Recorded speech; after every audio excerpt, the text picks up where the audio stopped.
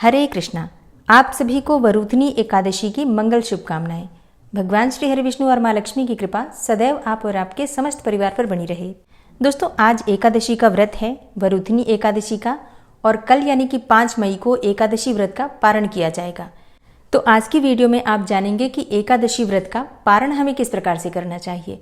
देखिए, एकादशी व्रत का पारण बहुत महत्वपूर्ण होता है। मतलब कहा जाता है कि अगर हम एकादशी व्रत का पारण सही समय पर ना करें, सही तरीके से ना करें, तो हमारे किए गए व्रत का हमें संपूर्ण फल नहीं मिलता, या यूं कहें कि बहुत कम फल प्राप्त होता है। क्योंकि देखिए, एकादशी का व्रत कोई साधारण व्रत नहीं होता है। एकादशी व्रत को मोक्षदायिनी व्रत कहा गया है, व्रतों में व्रतराज कहा गया है, सभी व्रतों में श्रेष्ठ माना गया है एकादशी का व्रत। और इसीलिए एकादशी के व्रत में दशमी से द्वादशी तक कुछ नियम बताए गए हैं ताकि इस व्रत का संपूर्ण फल हमें प्राप्त हो। अब व्रत में, पूजा पाठ में बहुत सारी गलतियां जाने अनजाने सबसे हो जाती हैं। तो ऐसे में शास्त्र कहता है कि अगर हम व्रत का पारण सही तरीके से करते हैं, सही विधि से करते हैं, तो भी हमारे व्रत का संपूर्ण फल हमें प्राप्त हो जाता है।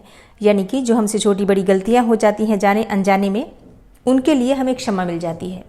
तो आज की वीडियो में आप जानेंगे कि एकादशी व्रत का पारण हमें किस प्रकार से करना चाहिए, एकादशी व्रत के पारण में किन बातों का ध्यान रखा जाता है, व्रत में हमें क्या खाना चाहिए, क्या नहीं खाना चाहिए, क्या खाकर हमें व्रत खोलना चाहिए, एकादशी व्रत के पारण में क्या हम चावल खा सकते हैं, क्या चावल का दान कर सकते हैं। अच्छा, बहुत सारे भक्तों के प्रश्न होते हैं कि द्वादशी के दिन व्रत का पारण करने के बाद दोबारा हम भोजन कब कर सकते हैं, या फिर जब हम दोबारा भोजन करें तो क्या लहसुन प्याज खा सकते हैं। और अगर एकादशी के अगले दिन हमारा कोई व्रत होता है, जैसे कि कई बार प्रदोष का व्रत पड़ जाता है, या फिर कई बार कोई ऐसा दिनों का व्रत होता है, वार के व्रत होते हैं, तो अगर इस प्रकार का कोई भी व्रत एकादशी पारण वाले दिन पड़ता है तो हम पारण किस प्रकार से करें और उस व्रत का पालन हम किस प्रकार से करें। एकादशी के दिन दान किस प्रकार से करें और दान करने की सही विधि क्या होती है, किन चीज़ों का दान कर सकते हैं, किन चीज़ों का दान नहीं करना चाहिए, व्रत अपना किस प्रकार से भगवान श्री हरि विष्णु को समर्पित करें जिससे कि व्रत का संपूर्ण फल हमें प्राप्त हो, व्रत का समापन किस प्रकार से करें, सारी जानकारी आपको आज की वीडियो में मिलने वाली है। तो वीडियो बहुत महत्वपूर्ण है, पूरा ज़रूर देख लीजिए। और अगर आपको वीडियो अच्छी लगे तो इसे लाइक भी ज़रूर कीजिए, क्योंकि आपके लाइक्स, आपके कमेंट्स मेरे लिए बहुत महत्वपूर्ण होते हैं। यही एकमात्र जरिया है जिनसे मुझे पता चलता है कि आपको ये वीडियो अच्छी लगती हैं और आपके लिए ये वीडियो उपयोगी है। तो अगर वीडियो अच्छी लगे तो लाइक तो ज़रूर ही किया कीजिए। तो बात करेंगे एकादशी व्रत के पारण की विधि के बारे में, लेकिन उससे पहले एक जानकारी देना चाहती हूँ आपको, जो कि बहुत ज़रूरी है आप सभी के लिए, जो लोग एकादशी का व्रत करते हैं उनके लिए भी, और जो भक्त एकादशी का व्रत नहीं भी करते हैं वो भी इस समय को नोट करके रखें। ये समय बहुत महत्वपूर्ण है जो आज रात्रि में 4 मई की रात्रि में हमें प्राप्त हो रहा है। एक बहुत ही शुभ और दुर्लभ संयोग हमें प्राप्त हो रहा है एकादशी की रात्रि में, त्रिपुष्कर योग का। जी हाँ, 4 मई की रात्रि में त्रिपुष्कर और सर्वार्थ सिद्धि योग हमें प्राप्त हो रहा है। बात करें सर्वार्थ सिद्धि योग की, तो आप सभी जानते हैं सर्वार्थ सिद्धि योग में कोई भी कार्य जो हम करते हैं उसमें हमें सिद्धि मिल जाती है। चाहे हम मंत्र जप करते हैं या कोई भी कार्य करते हैं, कोई कार्य प्रारंभ करते हैं, तो भी उस कार्य में हमें सफलता मिल जाती है। और त्रिपुष्कर योग क्या होता है? देखिए, त्रिपुष्कर योग के बारे में शास्त्र कहते हैं कि इस समय में अगर आप कोई भी काम करते हैं तो उसका 3 गुना फल आपको प्राप्त होता है। कोई भी काम, मतलब अच्छा काम करते हैं तो भी 3 गुना फल आपको प्राप्त होता है, कोई गलत काम करते हैं उसका भी 3 गुना फल आपको प्राप्त होता है। इसलिए शास्त्रों में त्रिपुष्कर योग को बहुत ही श्रेष्ठ समय माना गया है शुभ कार्यों को करने के लिए। इस समय में अगर आप कोई भी कार्य प्रारंभ करते हैं, कोई भी कार्य करते हैं, तो उसका 3 गुना फल आपको प्राप्त होता है। ऐसा भी कहा जाता है कि जो कार्य त्रिपुष्कर योग में होता है, मतलब जो कार्य हम त्रिपुष्कर योग में करते हैं, वो कार्य करने का अवसर हमें 3 बार प्राप्त होता है। आप ऐसा भी कह सकते हैं कि उस कार्य को करने का अवसर हमें बार बार मिलता है। इसलिए इस समय को शुभ कार्यों के लिए प्रयोग करना चाहिए। जैसे कि आप कोई खरीदारी करना चाहते हैं, कोई महंगी धातु खरीदना चाहते हैं तो वो आप खरीद सकते हैं, या फिर आप चाहें तो मंत्रों का जप कर सकते हैं, पूजा पाठ कर सकते हैं, तो इससे भी आपको 3 गुना फल प्राप्त होता है, या फिर बार बार हमें भगवान का आशीर्वाद प्राप्त होता है। आप यूँ समझिए कि अगर आप 1 माला किसी भी मंत्र का जप करते हैं तो आपको 3 माला मंत्र जप का फल मिल जाता है। तो सोचिए कितना श्रेष्ठ मुहूर्त है ये जो हमें प्राप्त हो रहा है आज की रात्रि में 8:39 से 10:07 तक। रात्रि में 8:39 से 10:07 तक, ये लगभग 1.5 घंटे तक का समय है। अब ये रात्रि का समय है, खरीदारी तो की नहीं जा सकती है, लेकिन एकादशी है, पुण्य संचित करने का दिन है, तो आज रात्रि में आप मंत्रों का जप कर सकते हैं। मतलब वैसे तो पूरे ही दिन आज मंत्र जप के लिए श्रेष्ठ होता है, लेकिन एकादशी के साथ त्रिपुष्कर योग और सर्वार्थ सिद्धि योग ये दोनों हमें प्राप्त हो रहे हैं, तो इसका लाभ हमें कई गुना होकर प्राप्त होगा। तो ऐसे में आप अपनी कामना के अनुसार किसी भी मंत्र का जप कर सकते हैं। जिस भी देवी देवता में आपकी आस्था हो आप उसी के मंत्र का जप कर सकते हैं।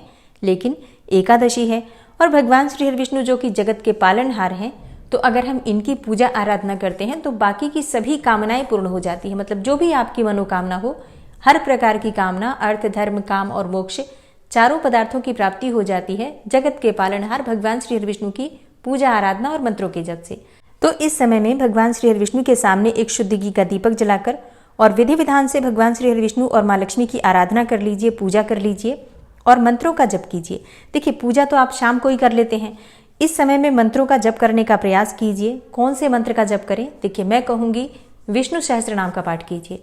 विष्णु सहस्त्रनाम एक ऐसा पाठ है जो हर प्रकार की कामना को पूर्ण करता है। बड़ी से बड़ी समस्या से, बड़े से बड़े संकट से आपको छुटकारा मिल जाता है सिर्फ विष्णु सहस्त्रनाम का पाठ करने से। तो ये 1.5 घंटे का समय है, आप बैठकर भगवान श्री हरि विष्णु के सामने विष्णु सहस्त्रनाम का पाठ कीजिए। अब प्रश्न उठता है कि कितनी बार करें?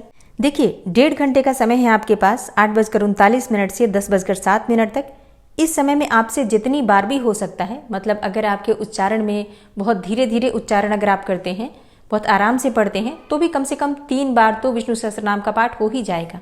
और अगर आप थोड़ा जल्दी पढ़ पाते हैं तो आप 5 बार तक भी पढ़ सकते हैं। तो आप देख लीजिए इस समय में आप कितनी बार विष्णु सहस्त्रनाम का पाठ कर सकते हैं। अब जैसे कई भक्तों के प्रश्न आएंगे कि क्या हम इसी समय में कुछ और पाठ भी कर लें? नहीं, देखिए, जब भी ऐसा शुभ अवसर हमें मिलता है तो हमें समय का लाभ उठाना चाहिए। अब जैसे कि आप एक एक माला सभी मंत्रों का जप करें, एक एक पाठ सभी देवी देवताओं के लिए करें, तो इसमें देखिए फल किसी का भी संपूर्ण रूप से नहीं मिल पाता है। और इसलिए कहा जाता है कि एके साधे सब सधे, सब साधे सब जाए। इसलिए किसी भी एक मंत्र का जप कीजिए, फिर चाहे वो विष्णु सहस्त्रनाम स्तोत्र का पाठ हो या फिर आप कोई मंत्र जपना चाहते हैं, गुरु मंत्र का जाप करना चाहते हैं, भगवान श्री हरि विष्णु के किसी मंत्र का जप करना चाहते हैं, या फिर माँ लक्ष्मी के किसी मंत्र का जप करना चाहते हैं, जैसे कि श्री सूक्त का पाठ कर सकते हैं, चाहे तो कनक धारा का पाठ कर सकते हैं। अगर संतान प्राप्ति की कामना है और अगर आप संतान गोपाल मंत्र का जप नियमित रूप से करते हैं तो आज आप संतान गोपाल मंत्र का जप भी कर सकते हैं।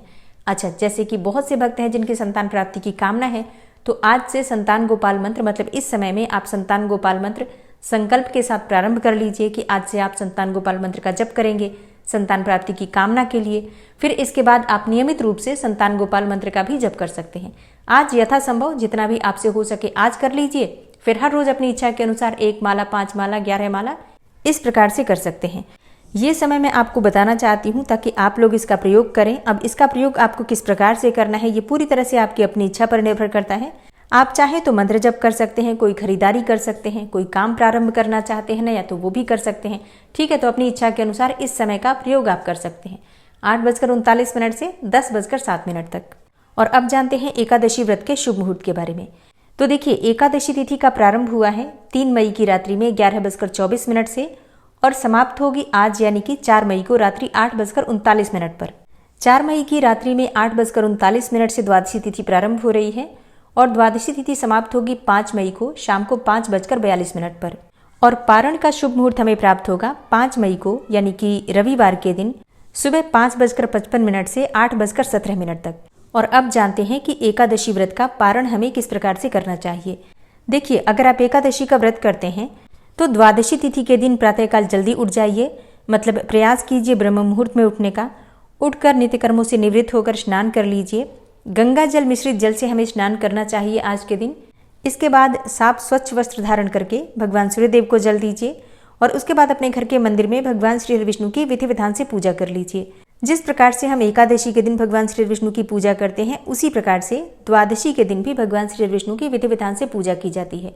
जैसे कि पंचामृत से उनका अभिषेक कीजिए, फिर पीले वस्त्र उन्हें अर्पित कीजिए, भगवान श्री विष्णु को पीले पुष्प अर्पित कीजिए, पीले चंदन से उनका श्रृंगार कीजिए और विधि विधान से धूप दीप इत्यादि अर्पित करके उनकी पूजा कर लीजिए।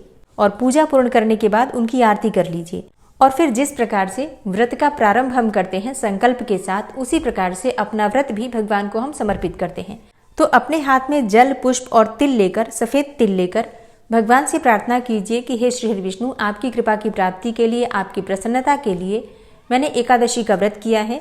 मेरा व्रत, मेरी पूजा, मेरी प्रार्थना आप स्वीकार कीजिए। इस व्रत में जाने अनजाने मुझसे कोई भूल चूक हुई हो तो मुझे क्षमा कीजिए। और इस व्रत का संपूर्ण और शुभ फल मुझे प्रदान कीजिए। हे श्री हरि विष्णु, हे जगत के पालनहार, हे परमेश्वर, मुझ पर कृपा कीजिए। मेरे पूरे परिवार पर अपनी कृपा सदैव बनाए रखिए। मुझे अपनी भक्ति, अपने चरणों की सेवा प्रदान कीजिए। इस प्रकार से प्रार्थना करके आपके हाथ में जो जल और पुष्प है भगवान श्री हरि विष्णु के चरणों में अर्पित कर दीजिए और अपना मस्तक भगवान श्री हरि विष्णु के चरणों में झुकाकर उनसे प्रार्थना कीजिए, क्षमा प्रार्थना कीजिए। क्योंकि एकादशी व्रत के बहुत सारे नियम होते हैं जिनका पालन हम जानते हुए भी कई बार नहीं कर पाते हैं, क्योंकि कलयुग है तो कई ऐसे नियम हैं जिनका पालन हम जानकर भी नहीं कर पाते हैं और कुछ चीजें अनजाने में हो जाती हैं। और इसलिए शास्त्र कहते हैं कि एकादशी के दिन व्रत के दौरान भी हमें बार बार भगवान श्री हरि विष्णु से क्षमा प्रार्थना करते ही रहना चाहिए। तो भगवान श्री हरि विष्णु की पूजा, प्रार्थना, क्षमा प्रार्थना करने के बाद और अपना व्रत भगवान को समर्पित करने के बाद आपको अब पहला काम करना है दान करने का। कहा गया है शास्त्रों में कि जो हम एकादशी का व्रत करते हैं तो एकादशी व्रत के पारण से पहले हमें किसी ब्राह्मण को, मतलब कुछ ब्राह्मणों को भोजन कराना चाहिए। अब बहुत सारे ब्राह्मण तो नहीं बुला पाते हैं, लेकिन कम से कम प्रयास करना चाहिए कि किसी एक ब्राह्मण को हम भोजन करा पाएं। अब ये भी संभव ना हो तो ऐसे में आप किसी ब्राह्मण के निमित्त दान की सामग्री निकाल दीजिए। जैसे कि आप कम से कम एक व्यक्ति के खाने की सामग्री, कच्ची सामग्री जैसे कि आटा, दाल, सब्जियां, चावल, फल दान करना चाहते हैं तो फलों का दान कर सकते हैं। इसके अलावा आप जल का दान कर सकते हैं और भी बहुत सारी चीज़ें जो आपके सामर्थ्य में हो, जैसे कि वस्त्र, धन इत्यादि सभी चीज़ें दान दी जाती हैं। आपसे जितना बन पड़े दान की सामग्री आप निकाल कर रख दीजिए। दक्षिणा के लिए कुछ पैसे रख दीजिए। तो अगर आप भोजन नहीं करा पाते हैं किसी ब्राह्मण को तो ब्राह्मण के निमित्त भोजन की कच्ची सामग्री निकाल कर रख दीजिए, दक्षिणा के लिए कुछ पैसे रख दीजिए और भगवान के सामने ही रखना होता है। ये जहाँ पर हम पूजा करते हैं वहीं पर सभी सामग्री रख दीजिए। आप आसन डालकर बैठ जाइए, फिर 3 बार जल का घेरा दीजिए। सभी सामग्री जो आपने रखी है उसके आसपास 3 बार जल का घेरा देते हैं। ओम विष्णवे नमः, ओम विष्णवे नमः, ओम विष्णवे नमः, इस प्रकार से मंत्र बोलते हुए फिर अपने दोनों हाथ से सभी सामग्रियों को स्पर्श कर लीजिए उंगलियों के द्वारा और भगवान श्री हरि विष्णु से प्रार्थना कीजिए कि ये दान की सामग्री आप निकाल रहे हैं किसी ब्राह्मण के भोजन के निमित्त, पात्र छोड़कर आप सब कुछ दान दे रहे हैं। इस प्रकार से आपको प्रार्थना करना है। क्योंकि जो बर्तन आप रखते हैं, जिन बर्तनों में आपको सामग्री रखना है, उन बर्तनों का दान तो आप कर नहीं रहे हैं, तो पात्र छोड़कर बाकी सभी सामग्रियों के दान का संकल्प आप भगवान श्री हरि विष्णु के सामने लीजिए और संकल्प लेकर ही दान किया जाता है। तभी हमें दान का संपूर्ण फल प्राप्त होता है। अगर हम बिना संकल्प के दान करते हैं तो उस दान का हमें उतना फल प्राप्त नहीं होता। इसलिए जब भी हम व्रत धारण करते हैं, चाहे एकादशी का या फिर दान करते हैं अमावस्या या पूर्णिमा का, तो संकल्प लेकर दान करना चाहिए कि हे भगवान श्री हरि विष्णु, हे जगत के पालनहार, आपकी प्रसन्नता के लिए ब्राह्मण के भोजन के निमित्त मैं ये सामग्री दान कर रहा हूँ या दान कर रही हूँ। फिर मानसिक संकल्प लिया जाता है और फिर जल का घेरा, मतलब 3 बार जो हम जल का घेरा देते हैं, मनसते हैं, मनसना मतलब मानसिक संकल्प लेना, और फिर अपने दोनों हाथों से स्पर्श करके उस सामग्री का हम दान कर देते हैं। इस दान से हमें संपूर्ण फल प्राप्त होता है। अब जैसे कई भक्तों के प्रश्न आते हैं कि क्या भोजन की सामग्री जो हम देते हैं, दान जो हम निकालते हैं, क्या हमें उसमें नमक भी रखना है? जी हाँ, जैसे मैंने बताया कि भोजन की सामग्री का दान करना है, मतलब भोजन की सभी सामग्री, जैसे कि आप आटा रखते हैं, दाल रखते हैं, सब्जियां रखेंगे, फिर नमक रखेंगे, हल्दी भी रखेंगे, मसाले भी आप चाहें तो रख सकते हैं, चावल का दान भी कर सकते हैं, फलों का दान भी कर सकते हैं। मतलब नमक तो ज़रूर दान करना चाहिए, क्योंकि द्वादशी को जब हम पारण करते हैं तो नमक का सेवन करते हैं, या फिर किसी ब्राह्मण को भी अगर हम भोजन कराते हैं अपने पारण से पहले तो नमक वाला भोजन ही कराते हैं। तो इसी प्रकार से जब हम दान करते हैं तो दान की सामग्री में भी नमक, हल्दी, ये सभी चीज़ें रखी जाती हैं। एक और चीज़, अगर आप सुहागिन स्त्री हैं और एकादशी का दान कर रही हैं तो ऐसे में आपको एक चीज़ का दान ज़रूर करना चाहिए और वो है सिंदूर का दान। क्योंकि सुहागिन स्त्रियों को कभी भी सुहाग की सामग्री के बिना दान नहीं करना चाहिए। अब ऐसे में बहुत सारी सुहाग की सामग्री तो आप नहीं रख सकते हैं हर बार, क्योंकि एकादशी का व्रत तो महीने में 2 बार आता है। तो ऐसे में आपको थोड़ा सा सिंदूर किसी कागज में करके भी ज़रूर रख देना चाहिए। आपको इस चीज़ का ध्यान रखना है कि आप कभी भी दान करें तो बिना सिंदूर के, बिना सुहाग की सामग्री के दान के आपका दान पूरा नहीं माना जाता, शुभ नहीं माना जाता। ठीक है, तो सुहागिन स्त्रियों को विशेष रूप से इस बात का ध्यान रखना है, जब भी आप दान करें सिंदूर उसमें ज़रूर होना चाहिए। और अब जानते हैं कि पारण कैसे करें। देखिए, शुभ मुहूर्त में आपको पारण करना होता है और पारण जो बनता है, मतलब भोजन जो बनेगा पारण के लिए, उसे सरसों के तेल में नहीं बनाया जाता है, शुद्ध घी में ही हमेशा पारण बनता है एकादशी का। तो जो भोजन आप बनाते हैं शुद्धता के साथ, सात्विकता के साथ शुद्ध घी में बनाइए, ज़्यादा श्रेष्ठ होगा। अब जैसे बहुत सारे भक्तों के प्रश्न आते हैं कि अगर हमारे पास शुद्ध घी ना हो तो हम क्या करें। तो ऐसे में आप मूंगफली के तेल में बना सकते हैं, सूरजमुखी का तेल होता है उसमें आप बना सकते हैं, ऑलिव ऑयल में बना सकते हैं, या फिर अगर आपके पास ये चीज़ें भी ना हो तो आप रिफाइंड तेल में भी बना सकते हैं। लेकिन हाँ, अगर आप एकादशी का व्रत करते हैं तो प्रयास कीजिए कि आप शुद्ध घी में ही भगवान का भोग बनाएं, क्योंकि वो भोग ही बनता है। पहले तो भगवान को ही हम लगाते हैं भोग, उसके बाद ही स्वयं पारण करते हैं। तो भगवान का भोग है वो, प्रयास कीजिए कि आप शुद्ध घी में बनाएं। अब बिल्कुल ही असमर्थ हैं तो ऐसे में आप रिफाइंड का, मूंगफली तेल का या फिर सनफ्लावर तेल का भी प्रयोग कर सकते हैं, ऑलिव ऑयल का प्रयोग कर सकते हैं, कोई समस्या नहीं है। अब पारण में क्या बनाएं, तो देखिए पारण में आप कोई भी चीज़ बना सकते हैं, कोई भी शुद्ध और सात्विक भोजन आप बना सकते हैं अपने समय के अनुसार, क्योंकि पारण के लिए बहुत थोड़ा सा समय होता है, उसी समय में हमें भोजन बनाना होता है और शुभ मुहूर्त में ही पारण करना होता है, ये भी ज़रूरी होता है। तो ऐसे में आपसे जो बन पड़े, जैसे कि आप चाहें तो रोटी सब्जी बना सकते हैं, दाल रोटी सब्जी बना सकते हैं, चावल भी बना सकते हैं। कहा जाता है कि एकादशी व्रत के पारण के दिन अगर हम चावल खाते हैं तभी हमारा व्रत पूरा माना जाता है। वैसे कई स्थानों पर एकादशी के दिन चावल खाना वर्जित भी है, मतलब ये क्षेत्र विशेष की परंपरा है, लेकिन शास्त्रों के अनुसार एकादशी व्रत के पारण में चावल जरूर खाना चाहिए। पारण के लिए जो भोजन बनाते हैं उसमें आपको मसूर की दाल, शाक, टमाटर, गाजर, मूली, बैंगन, लहसुन, प्याज, इन चीज़ों का त्याग करना है। व्रत खोलते समय आपको सबसे पहले भगवान श्री हरिविष्णु का चरणामृत लेना है, जो भगवान का अभिषेक किया हुआ जल होता है। उसी जल में तुलसी का पत्ता डालकर हम व्रत खोलते हैं और फिर हम शुद्ध और सात्विक भोजन करते हैं। एकादशी व्रत का पारण भूमि पर बैठकर, जमीन पर आसन डालकर बैठिए और शुद्ध स्थान पर बैठकर मौन रहकर व्रत का पारण करना चाहिए। पारण करने से पहले भगवान से प्रार्थना कीजिए कि उनकी कृपा से आपका ये व्रत संपूर्ण हुआ। इस व्रत में कोई भी भूल चूक हुई हो तो आपको क्षमा करें। एकादशी व्रत का पारण एक जगह बैठकर करना चाहिए, चलते फिरते भोजन नहीं करना है, इस बात का भी आपको ध्यान रखना है। अब बात करें कि क्या हम दिन में कई बार भोजन कर सकते हैं? नहीं, देखिए कई बार भोजन नहीं कर सकते हैं।